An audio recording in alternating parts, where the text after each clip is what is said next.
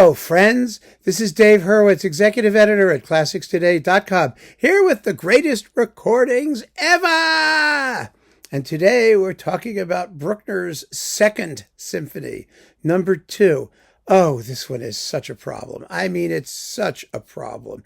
It was regarded in Bruckner's lifetime as the Pause Symphony, because it was sort of the first work where he discovered what would eventually become his modular construction technique, writing in blocks of thematic material separated by pauses or which aren't terribly joined together and which sort of alternate and lay next to each other. And, eventually he would learn how to create imposing structures out of that. But here in the Second Symphony, he's not quite there.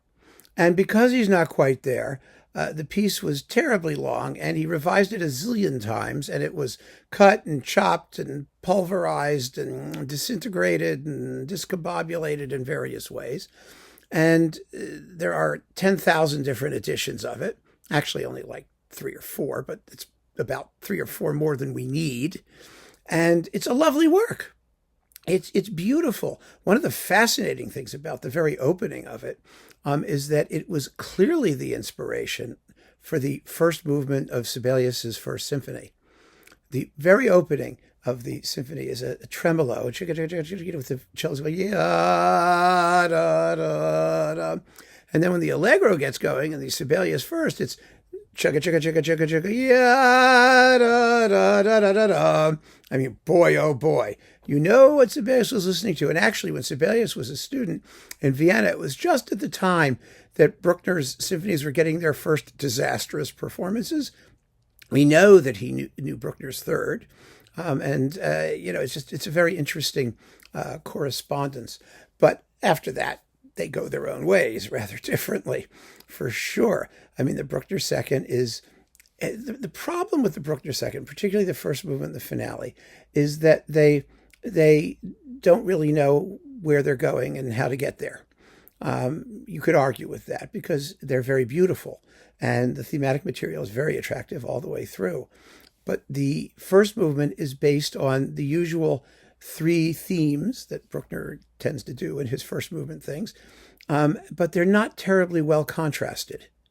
They really aren't. It's a pastoral work, and so you've got this sort of, well, they're just not as distinctive as they would later become. Bruckner later learned to really contrast his thematic material to create a maximum of his own feeling for momentum and dramatic tension and all of those things. But it's not really here yet in the first movement. There is a recurring rhythmic motive, bum, bum, bum, ba-dum, bum, bum, bum, ba-dum, which runs through it all in the finale too. But still, all the elements are in place. And if you're not really too picky about form, the key in playing this symphony, whichever version you decide to do, is movement. It's keeping it going, creating excitement and tension where Bruckner starts to make it difficult. The slow movement is wholly gorgeous, as Bruckner's adagios always are. Very, very beautiful.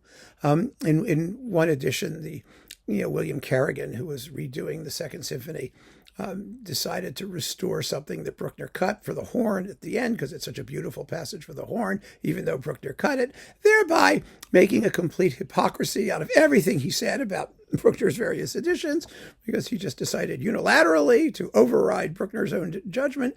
I love it when they do that. It shows these people up for the fools that they are, but that's another issue. The finale is the other big movement that has cuts and rearrangements and things. And he did create what you might call a sort of first revised edition, which is the one that everybody ought to be using, basically. But which recording you get and which version it uses, it's a whole just terrible mess. It really is. And that is why, for simplicity's sake, the version worth getting and the best recording, and certainly one of the greatest recordings ever, is this one, Solti and the Chicago Symphony. And it's fascinating, actually, because, Solti is such an unsubtle conductor in many respects. And you wouldn't think that his early Bruckner would be as powerful and exciting as it is, but it's fabulous. Really, 1, 2, 3. They're all great. Afterwards, you could have issues. Sometimes he's in, sometimes he's out. But the Second Symphony, actually, it uses a sort of slightly earlier version of Carrigan's final version or something like that. There's a whole thing about which edition this is. Let's see if it tells us. Actually, he doesn't mention it here. Hey, great. But it's the only recording he made of it, fortunately. And what it has going for it is just incredible excitement in the playing. I mean, somehow Solti keeps the orchestra on the tip of its toes the entire time. And it's marvelous. It never bogs down.